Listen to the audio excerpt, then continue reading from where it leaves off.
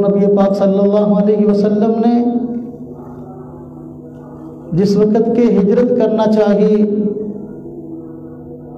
کفار مکہ نے آپ کو شہید کرنے کا پروگرام بنا لیا، چاروں طرف سے آپ کے گھر کا گھیراؤ کر لیا،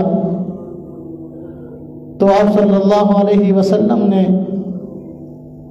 اپنی جگہ سیدنا علی المرتضیٰ رضی اللہ تعالی عنہ کو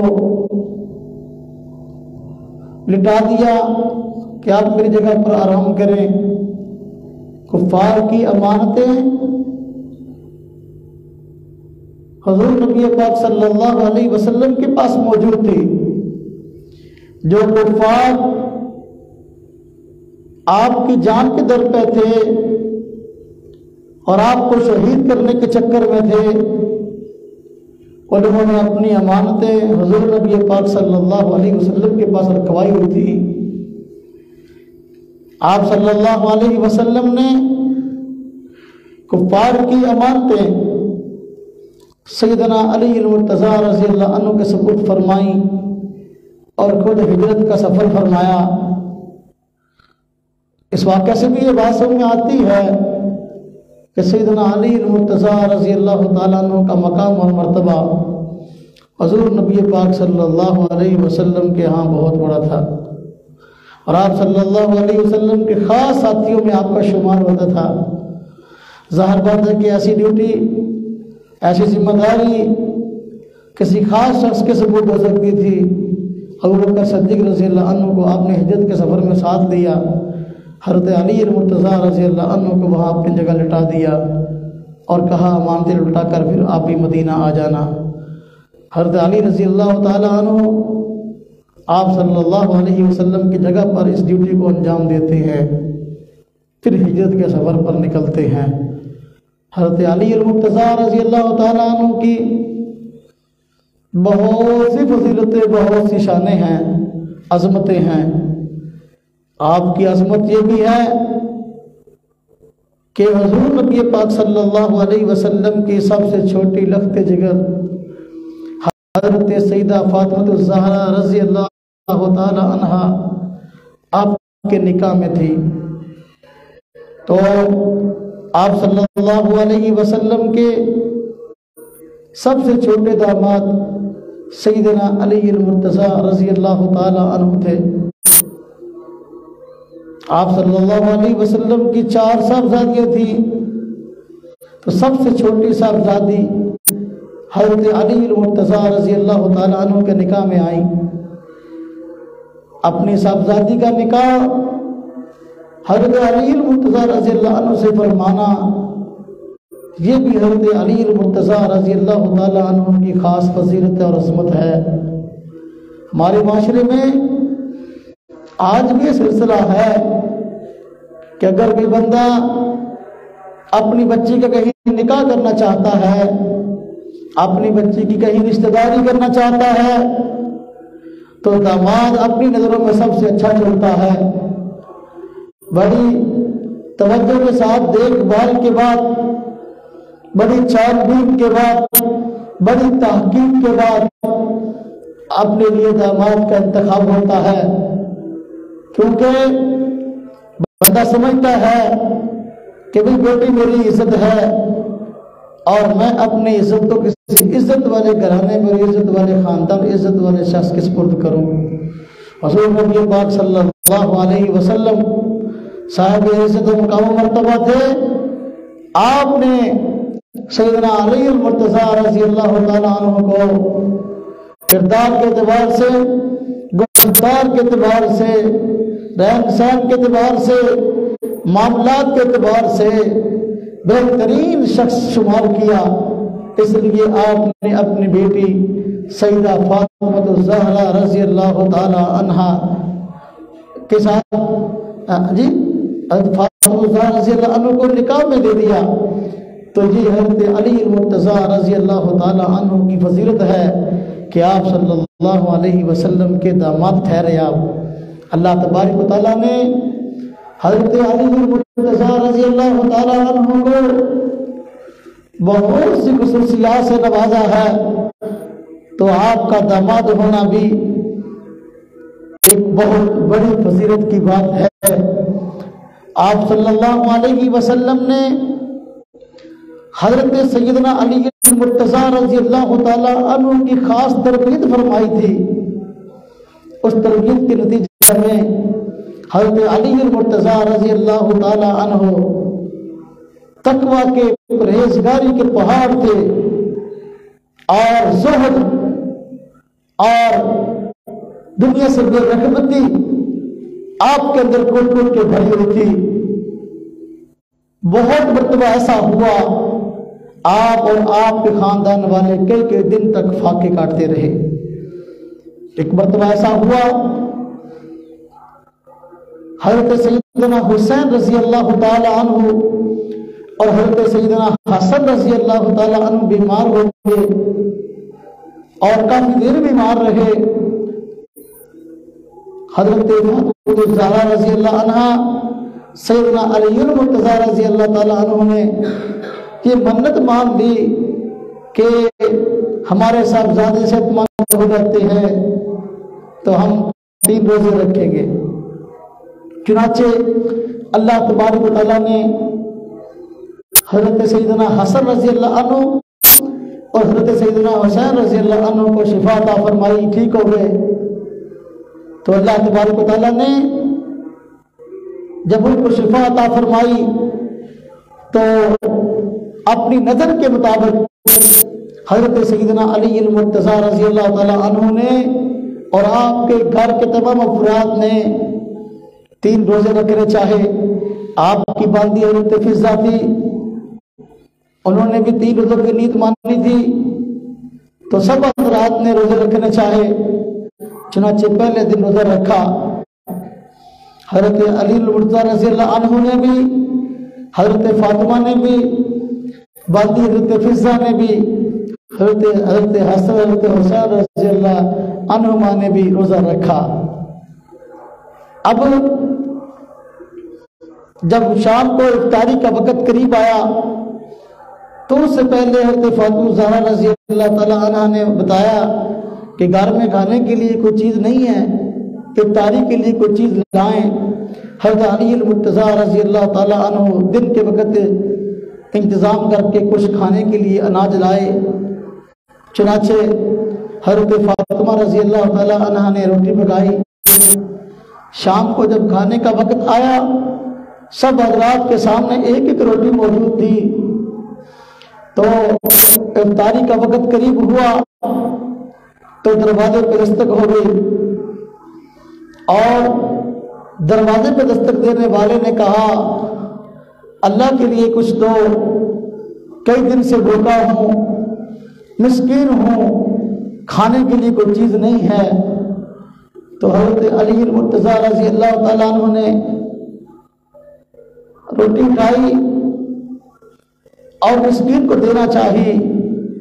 حضرت فاطمہ رضی اللہ عنہ نے بھی اپنے حصے کی روٹی حضرت علی کے سپرد کر دی، حضرت فضہ نے بھی، حضرات حسنین کریمین نے بھی، سب نے اپنی روٹی اٹھائی اور مسکین کے سپرد کر دی۔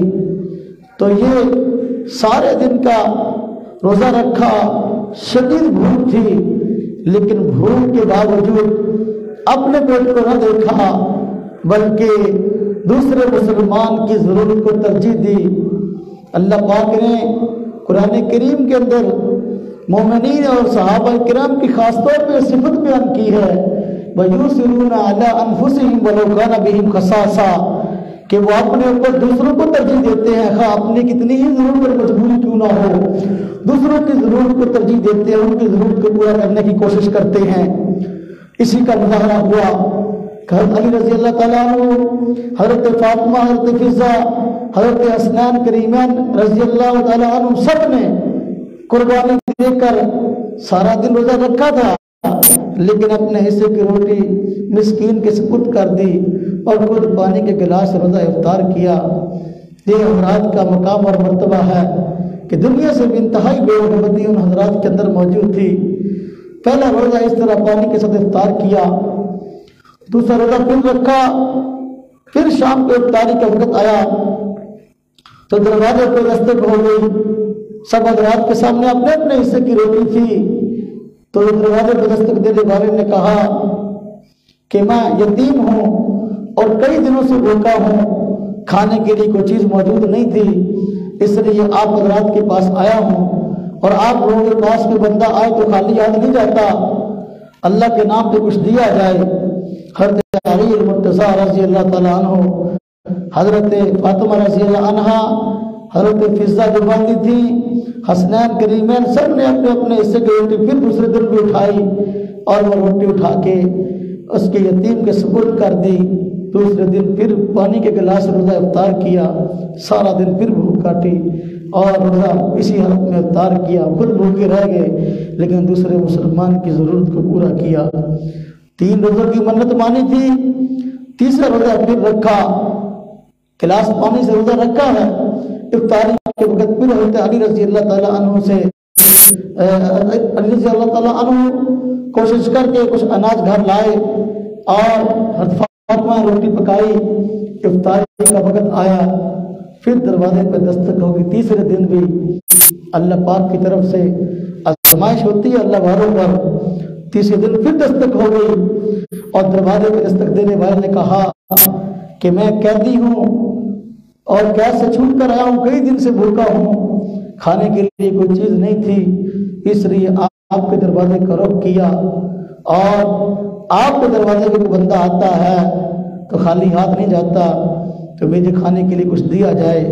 تیسرے دن بھی حضرت علی رضی اللہ تعالیٰ عنہ, حضرت فاطمہ, حسنین کریمین, حضرت فضہ نے روٹیاں اٹھائی اپنے اپنے حصے کی اور اس قیدی کے سپرد کر دی. یہ ہے حضرت علی رضی اللہ تعالیٰ عنہ کی تربیت جو حضور نبی پاک صلی اللہ علیہ وسلم نے فرمائی تھی. یہ ہے آپ کے خاندان کی تربیت جس میں حضور نبی پاک صلی اللہ علیہ وسلم کا حصہ تھا. آج ہمارے ہاں جو کھانے پینے کی قلت, معاشیت معیشت کا مسئلہ ہے, آج مسلمان میں سے ہر بندے کی اپنی حرص ہے کہ میرے پاس سب کچھ آ جائے, میرے پاس ساری نعمتیں ہونی چاہیے. کوئی مسلمان بھوکا مرتا ہے تو مرے. میرے بھائیو, یہ اسلام کی تعلیم نہیں ہے. سیدنا علی المرتضیٰ رضی اللہ تعالیٰ عنہ, آپ کے خاندان نے مثال قائم کر دی کہ 3 دن خود بھوکے رہ گئے اور پانی کے ساتھ روزہ افطار کر لیا, لیکن دوسرے مسلمان کی ضرورت کو پورا کیا.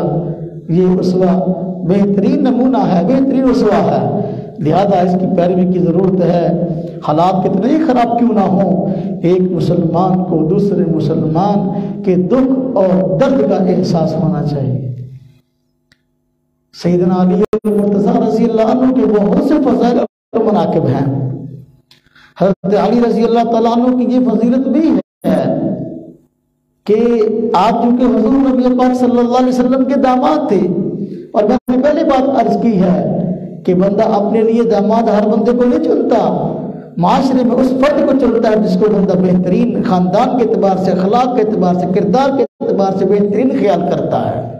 بڑی دیکھ بھال کے بعد, بڑی تحقیق کے بعد داماد چنتا ہے. اس معاشرے میں یہ روایت عرب کے معاشرے میں کہ لوگ بیٹیوں کی شادیاں نہیں کرتے تھے, بلکہ بیٹیوں کو اپنے لیے پسند ہی نہیں کرتے تھے. اگر کسی کے ہاں بیٹی پیدا ہو جاتی, قرآن کریم میں اللہ پاک نے اس بات کو ذکر کیا, تو وہ غصے سے لال پیلا ہو جاتا, چہرہ اس کا جو ہے وہ سیاہ ہو جاتا اور دوسرے لوگوں سے چھپتا پھرتا. قرآن کریم میں اللہ پاک فرمایا فَإِذَا بُشِّرَ أَحَدٌ بِالْأُنثَىٰ ظَلَّ وَجْهُهُ مُسْوَدًّا وَهُوَ كَظِيمٌ. حضور نبی پاک صلی اللہ علیہ وسلم نے بیٹی کی جان کو تحفظ بھی فراہم کیا, بیٹی کی تربیت کرنے پر والدین کو جنت کی خوشخبریاں بھی سنائی, اور معاشرے کے اندر داماد کو اچھی نگاہ سے نہیں دیکھا جاتا تھا. حضور نبی پاک صلی اللہ علیہ وسلم نے داماد کو بھی ایک اپنے خاندان کے اندر اچھی حیثیت عطا فرمائی, اور آپ صلی اللہ علیہ وسلم نے خود ایک دن یہ مظاہرہ فرمایا کہ تشریف فرما تھے, آپ کے پاس حضرت علی رضی اللہ تعالیٰ عنہ تشریف لائے, تھوڑی دیر بعد حضرت فاطمہ تشریف لائی, کچھ دیر بعد حضرت حسنین کریمہ تشریف لے آئے، حضرت حسن رضی اللہ عنہ، حضرت حسین رضی اللہ عنہ، تو آپ صلی اللہ علیہ وسلم نے ایک چادر ان کے اوپر ڈال دی محبت کی وجہ سے، اور چادر ڈال کے فرمایا ہاں اولائی اہل بیتی، یہ میرے گھر کے افراد ہیں، یہ لوگ میرے گھر کے لوگ ہیں۔ آپ صلی اللہ علیہ وسلم یہ بات کیوں ارشاد فرمائی؟ مکہ مکرمہ کے اندر، عرب کے اندر یہ ایک سوچ اور فکر تھی کہ بیٹی کی شادی ہو جائے تو دوسرے خاندان کا فرض بن جاتی ہے اور اپنے خاندان کا حصہ نہیں رہتی، اور بیٹی سے پیدا ہونے والی اولاد یعنی نواسے اور نواسیاں لوگ اپنے خاندان کا فرض نہیں سمجھتے، اس کو کہتے ہیں دوسرے خاندان کا فرض۔ سڑ جو نہیں، پوتوں سے بڑی محبت کرتے ہیں، پوتیوں سے بڑی محبت کرتے ہیں، لیکن نواسے اور نواسیوں سے محبت نہیں کرتے۔ حضور نبی پاک صلی اللہ علیہ وسلم نے ان کو اپنی چادر میں لے کر فرمایا ہاں اولائی اہل بیت، یہ میرے گھر کے فرد ہیں، اور داماد کی عزت بنائی۔ آپ نے حضرت علی رضی اللہ عنہ پر چادر اڑائی اور فرمایا ہاں اولائی بیت، یہ میرے گھر کا فرد ہے۔ ہاں جی، تو یہ اس معاشرے کو سمجھانا مقصد تھا کہ بھئی داماد کوئی عیب کی چیز نہیں ہے، داماد خاندان سے باہر نہیں ہوتا، بلکہ داماد و منزل اولاد کی ہوتا ہے، داماد و منزل بیٹے کی ہوتا ہے، سسر و منزل باپ کی ہوتا ہے۔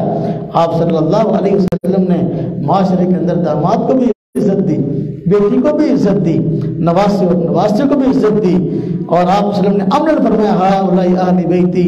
خیر حضرت سیدنا علی المرتضیٰ رضی اللہ تعالیٰ عنہ کی یہ فضیلت ہے، آپ کی یہ شان ہے، آپ کے گھر کے افراد کی یہ خصوصیت ہے کہ حضور نبی پاک صلی اللہ علیہ وسلم اپنی چادر مبارک ان کے اوپر اوڑھ کر محبت سے فرما رہے ہیں ہاں اولائی اہل بیتی، کہ یہ میرے گھر والے ہیں، یہ میرے گھر کے افراد ہیں۔ آپ نے بات کیوں ارشاد فرمائی؟ اس لیے کہ میں نے وجہ بتا دی کہ اس معاشرے کے اندر بیٹی کو، نواسے نواسی کو اور داماد کو اپنے خاندان کا فرد نہیں سمجھتے تھے، اچھی نگاہ سے نہیں دیکھتے تھے۔ آپ نے اس لیے یہ بات فرمائی تاکہ معاشرے میں لوگ اچھی نگاہ سے بیٹی کو شادی کے بعد، شادی سے پہلے داماد کو اور نواسے نواسے کو اچھی نگاہ سے دیکھنے لگے۔ آپ صلی اللہ علیہ وسلم کی بیویاں یا کسی بھی شخص کی بیوی وہ تو خاندان کا فرد ہوتی ہے، اس میں تو دو رائے نہیں ہے۔ یہ مسئلہ تو کافر بھی جانتا ہے، مسلمان بھی جانتا ہے کہ بیوی گھر کا فرد ہوتی ہے، لہذا اس میں کوئی مسئلہ نہیں ہے۔ بعض لوگوں کو اس مسئلے میں غلط فہمی ہے، وہ کہتے ہیں کہ جی ان کو فرمایا میرے گھر کے فرد ہیں۔ اہل بیت میں حضور کی بیٹی، نواسے نواسیاں اور اپنا جو داماد تو شامل ہیں، لیکن اس کے اندر جو ہے حضور نبی پاک صلی اللہ علیہ وسلم کی بیوی شامل نہیں۔ بیویاں تو پہلے گھر کا فرد ہے، بیوی کو تو کوئی گھر والی ہوتی ہے تو گھر آباد ہوتا ہے، جو بس سمجھانے کا نہیں تو کعبہ بھی مانتا ہے۔ لہذا گھر کے فرد میں سب لوگ بیوی تو سمجھتے تھے، لیکن داماد کو گھر کا فرد نہیں سمجھتے تھے، نواسے کو اپنے خاندان کا فرد نہیں سمجھتے تھے۔ آپ نے یہ مسئلہ بتایا کہ بھئی شادی کے بعد بیٹی بھی خاندان کا فرد رہتی ہے، داماد بھی خاندان کا فرد بن جاتا ہے، نواسے اور نواسیاں بھی خاندان کا فرد بن جاتے ہیں۔ تو سیدنا علی المرتضیٰ رضی اللہ تعالیٰ عنہ کے بے شمار فضائل اور مناقب ہیں، تقوی اور پرہیزگاری کے پہاڑ تھے۔ حضور نبی پاک صلی اللہ علیہ وسلم سے بے حد محبت کرنے والے تھے۔ اس میں کئی واقعات ہیں۔ ایک واقعہ یہ ہے، ایک مرتبہ بلکہ صلح حدیبیہ کے موقع پر، صلح حدیبیہ کے موقع پر جب حضور نبی پاک صلی اللہ علیہ وسلم صحابہ کرام کو عمرے کی غرض سے لے کر آئے، مدینہ طیبہ سے سفر فرمایا، مکہ سے باہر حدیبیہ کے نام سے جگہ ہے، وہاں پر آپ کو عمرہ کرنے سے روک دیا گیا۔ کفار مکہ نے کہا کہ ہم آپ کو عمرہ کرنے نہیں دیں گے۔ آپ نے یقین دھیان نہیں کرے کہ ہم آپ لوگوں سے جنگ کرنے نہیں آئے، ہم تو عمرہ کرنے آئے ہیں، لہذا بیت اللہ تو ملک میں راستہ ہمیں عمرہ کرنے دو۔ لیکن ان لوگوں نے عمرہ سے روک دیا، لیکن اس وقت صورتحال یہ تھی کہ مسلمانوں کی طاقت بھی کوئی کم نہیں تھی، اس لیے مشرکین مکہ اس بات پہ مجبور ہوئے کہ کوئی نہ کوئی صلح کا طریقہ مسلمانوں سے نکال لیا جائے۔ چنانچہ اس موقع پر مسلمانوں کے ساتھ کفار نے صلح کی، اس کو صلح حدیبیہ کے نام سے یاد کیا جاتا ہے۔ اس موقع پر ہوا یہ کہ کفار مکہ چونکہ تعداد میں زیادہ تھے اور ارد گرد ان کا سب رسول زیادہ تھا، اس لیے اپنی مرضی کی شرطیں منوا لی انہوں نے، مرضی کی شرطیں منوائی۔ حضور نبی پاک صلی اللہ علیہ وسلم نے پھر بھی ان سب کو قبول کر لیا۔ ایک شرط بڑی عجیب انہوں نے رکھی، جب معاہدہ لکھا گیا تو معاہدے کے اوپر لکھا گیا تھا کہ یہ معاہدہ ہے محمد رسول اللہ صلی اللہ علیہ وسلم کی طرف سے مکہ والوں کے ساتھ۔ وہاں جو مکہ کے چودھری موجود تھے انہوں نے کہا جی ہم تو آپ کو رسول نہیں مانتے، ہمارا تو آپ سے جھگڑا ہی ہے، لہذا اس معاہدے سے رسول اللہ کا نام ختم کرو اور لکھو یہ معاہدہ ہے محمد بن عبداللہ کی طرف سے مکہ والوں کے ساتھ، ہاں محمد رسول اللہ نہیں لکھنے دیتے، اس کو مٹاؤ۔ حضور نبی پاک صلی اللہ علیہ وسلم کے ساتھ اس وقت سیدنا علی المرتضیٰ رضی اللہ تعالیٰ عنہ موجود تھے، تو حضرت علی المرتضیٰ رضی اللہ تعالیٰ عنہ کو آپ نے فرمایا علی یہ جس جگہ محمد رسول اللہ لکھے اس کو کاٹ کر محمد بن عبداللہ لکھ دو۔ اب حضرت علی کی محبت دیکھیں، عقیدت دیکھیں، فرمایا حضور میں کیسے محمد رسول اللہ کاٹ سکتا ہوں، میرا تو ایمان جاتا ہے، میں تو آپ کو رسول مانتا ہوں، تو میں کیسے محمد رسول اللہ کو کاٹ دوں؟ فرمایا علی اس کو کاٹ دو۔ حضرت علی رضی اللہ تعالیٰ کو حضور سے محبت اور عقیدت تھی اور ایمان تھا، اس نے فرمایا حضور میں نہیں کاٹ سکتا۔ فرمایا مجھے بتاؤ کہاں لکھا ہے، صلح کی خاطر آپ نے فرمایا بتاؤ کہاں لکھا ہے، میں کاٹ دیتا ہوں، میں یہاں لکھا ہے، آپ نے لائن پھیر دی۔ تو حضرت علی رضی اللہ تعالیٰ عنہ حضور نبی پاک صلی اللہ علیہ وسلم سے بے حد محبت کرنے والے تھے، تو محبت کی یہ بہت بڑی ایک نشانی اس واقعہ میں موجود ہے۔ ایک مرتبہ حضور نبی پاک صلی اللہ علیہ وسلم جنگ پہ تشریف لے گئے، خیبر کا موقع تھا، غزوہ خیبر، جنگ خیبر جسے کہتے ہیں۔ اس موقع پر بھی ایک واقعہ پیش آیا کہ یہودیوں کے ساتھ جنگ تھی اور یہودی قلعے میں گھسے ہوئے تھے اور کئی دن تک محاصرہ کیے رکھا، لیکن اس کے باوجود فتح نہیں ہو رہی تھی، فیصلہ نہیں ہو رہا تھا، جنگ جیتی نہیں جا رہی تھی۔ حضور نبی پاک صلی اللہ علیہ وسلم پریشان تھے، آپ نے فرمایا کہ اچھا کل کو میں پرچم ایسے شخص کے ہاتھ دوں گا جس سے اللہ اور اس کا رسول محبت کرتا ہے، تو اللہ پاک اس کے ذریعے فتح عطا فرمائیں گے۔ اب صحابہ کرام میں سارے حضور نبی پاک صلی اللہ علیہ وسلم سے محبت کرنے والے تھے، لیکن اس موقع پر سیدنا علی المرتضیٰ رضی اللہ عنہ کی شان ظاہر کرنا مقصد تھی۔ آپ نے فرمایا کہ میں پرچم ایسے شخص کے ہاتھ دوں گا جس کو اللہ اور اس کا رسول، جو اللہ کے رسول سے محبت کرتا ہے اور اللہ کے رسول سے محبت کرتا ہے۔ تو صحابہ کرام میں سے ہر ایک کا شوق تھا کہ کل کو یہ شان اور فضیلت ہمیں نصیب ہو اور یہ چیز، یہ امتیاز ہمارے حصے میں آئے کہ پرچم ہمارے حصے میں ملے۔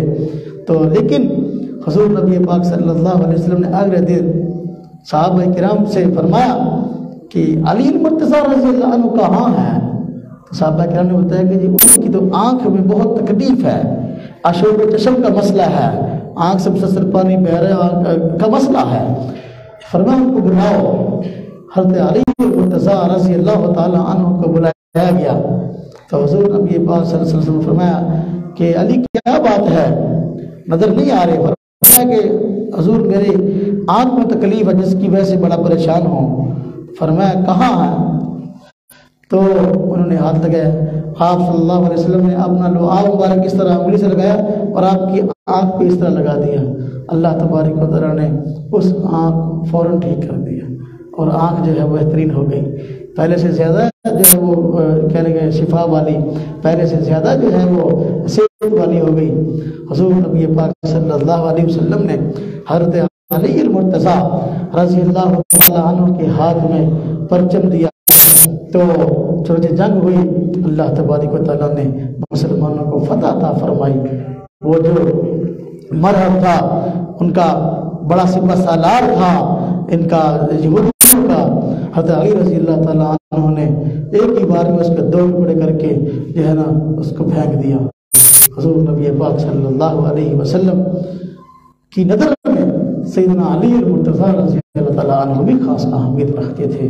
اہل سنت والجماعت کا یہ امتیاز ہے کہ وہ تمام صحابہ کرام کے قدردان ہیں، حضور نبی پاک صلی اللہ علیہ وسلم کے تمام صحابہ و اہل بیت سے محبت رکھنے والے ہیں۔ تو جہاں ہم اور صحابہ کرام کے فضائل کو بیان کرتے سنتے ہیں تو سیدنا علی مرتضیٰ رضی اللہ عنہ کے فضائل کو بھی بیان کرتے ہیں۔ ایک مرتبہ ایسا ہوا، حضور نبی پاک صلی اللہ علیہ وسلم ایک جنگ پہ جا رہے تھے، تو آپ نے اپنے پیچھے بعض معاملات کا ذمہ دار سیدنا علی مرتضیٰ رضی اللہ تعالیٰ عنہ کو بنایا اور فرمایا علی تم یہی رہو گے، ہم جنگ پہ جائیں گے۔ تو حضرت علی رضی اللہ تعالیٰ عنہ شیر خدا تھے، تو تبھی تو ان کو پریشانی ہوئی کہ میں تو جنگجو بندہ ہوں، تو مجھے جنگ پہ ساتھ نہیں لے جا رہے، مجھے یہاں چھوڑ کے جا رہے ہیں، تو پریشانی ہوئی۔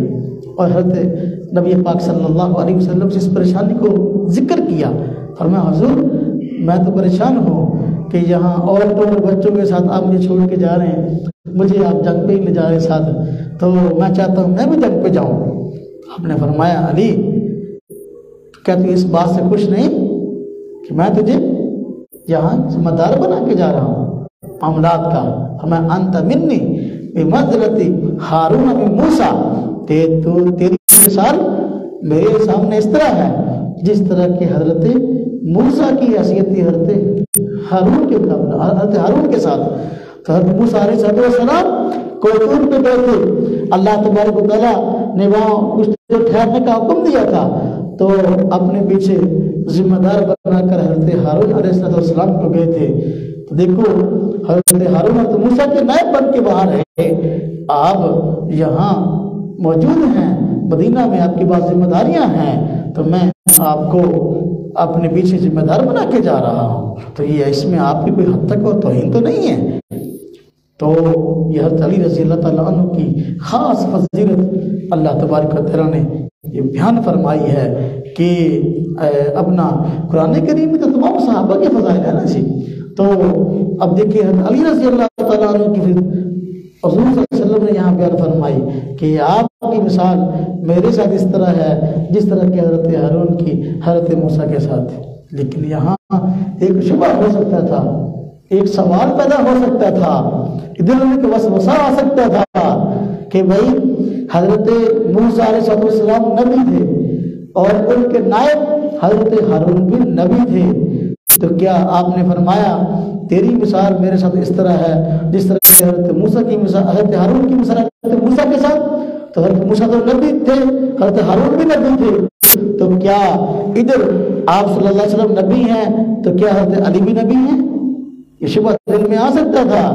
تو آپ صلی اللہ علیہ وسلم نے اس کا جواب دے دیا، فرمایا علی تیری مثال میرے ساتھ اس طرح ہے جس طرح کہ ہارون کے موسیٰ کے ساتھ، لیکن یہ بات یاد رکھنا میرے بعد کوئی نبی نہیں ہے، میرے بعد کوئی نبی نہیں، تاکہ امت کسی گمراہی میں نہ پڑ جائے۔ ہاں جی کل کو کہے جو جی آپ نے فرمایا تھا کہ حضرت ہارون کی مثال موسیٰ کے ساتھ، ہاں جی اس طرح حضرت علی کی مثال حضور کے ساتھ، تو حضرت ہارون نبی تھے تو حضرت علی بھی نبی ہیں، تو شبہ ہو سکتا تھا۔ اب ہمیں لیکن علی میرے بعد کوئی نبی نہیں ہے، ساتھ وضاحت فرما دی حضور نبی پاک صلی اللہ علیہ وسلم آخری نبی، آپ کی بات کوئی نیا نبی آنے والا نہیں، آپ کی بات کسی نئے شخص کو نبوت ملنے والی نہیں۔ یہ مسئلہ 2-4 کی طرح بالکل واضح تھا، حضور نبی پاک صلی اللہ علیہ وسلم نے اس کو واضح فرما دیا۔ اللہ تبارک و تعالیٰ نے پوری دنیا کے اندر خلافت کے نظام کی پیش گوئی فرمائی تھی، اور یہ پیش گوئی جی پوری دنیا پر مسلمانوں کی حکمرانی کی پیش گوئی فرمائی تھی قرآن پاک کے اندر، تو خلفائے راشدین کے ذریعے سے یہ پیش گوئی پوری ہوئی۔ اللہ تبارک و تعالیٰ نے پوری دنیا کے اندر اسلام کے پرچم کو سربلند فرمایا، جہاں سیدنا ابوبکر صدیق رضی اللہ عنہ، حضرت عمر فاروق رضی اللہ عنہ، حضرت عثمان غنی رضی اللہ عنہ کا اسلام کی اشاعت میں بہت بڑا حصہ ہے۔ اسی طرح سیدنا علی مرتضیٰ رضی اللہ تعالیٰ عنہ کا اسلام کی اشاعت میں بہت بڑا حصہ ہے۔ حضور نبی پاک صلی اللہ علیہ وسلم کی 2 خواہشیں تھیں، ایک یہ تھی کہ جس دین کو لے کر آیا ہوں پوری دنیا میں پھیل جائے، اور دوسری خواہش یہ تھی کہ اللہ کے راستے میں شہید ہو جاؤں، تو پوری دنیا میں دین پھیل جائے۔ اہل بیت علیہ الرضوان نے پوری دنیا کے اندر دین کو پھیلانے کے لیے بھی کوششیں فرمائی ہیں، اور آپ کی خواہش تھی کہ میرا جی چاہتا ہے اللہ کے راستے میں شہید ہو جاؤں، پھر زندہ کیا جاؤں، پھر شہید ہو جاؤں، پھر زندہ کیا جاؤں، پھر شہید ہو جاؤں، پھر زندہ کیا جاؤں۔ حضور خواہش کا اظہار فرمایا، لیکن حضور نبی پاک صلی اللہ علیہ وسلم اس طرح شہید نہیں ہوئے۔ وجہ اس کی یہ کہ اگر آپ اس طرح شہید جاتے، کفار آپ کو شہید کرتے، قیامت تک مسلمانوں کو تانے ملتے کہ دیکھو تمہاری نبی کو ہم نے میدان جنگ کے اندر مارا ہے۔ اس لیے اللہ پاک نے حضور کی خواہش ضرور تھی شہید ہونے کی، لیکن اس طرح آپ نے فرمایا نہیں، بلکہ یہ سلسلہ آپ کی نسل کے اندر چل نکلا۔ آپ دیکھیں اہل بیت میں شہادتوں کی داستانیں ہیں۔ حضرت علی رضی اللہ تعالیٰ عنہ شہید ہوتے ہیں، حضرت حسن شہید ہیں، حضرت حسین رضی اللہ عنہ شہید ہیں، حضرت حسین رضی اللہ تعالیٰ عنہ کے ساتھ دیگر آپ کی اولاد کتنے افراد میدان کربلا کے اندر شہید ہوئے ہیں۔ یہ شہادتوں کی عظیم داستان حضور نبی پاک صلی اللہ علیہ وسلم کی عظیم خواہش کی ایک تکمیل تھی کہ آپ چاہتے تھے کہ شہادت ملے۔ آپ نے یہ سلسلہ آپ کی نسل کے اندر اللہ پاک نے جاری کر دیا۔ باہر کیف سیدنا علی المرتضیٰ رضی اللہ تعالیٰ عنہ کی اپنی جگہ خاص فضائل اور مناقب ہیں۔